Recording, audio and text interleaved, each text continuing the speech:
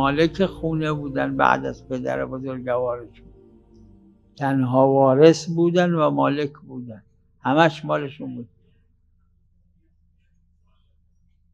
خب این القاب به لحاظ مناسباته، چون بنا نبوده در ایام غیبت صغرا حضرت فرمودن صریحاً گفته نشه و الا لوقع طلب، چون دشمن دنبال این بوده که وارث و فرزند امام عسکری علیه السلام رو پیدا کنه بکشه.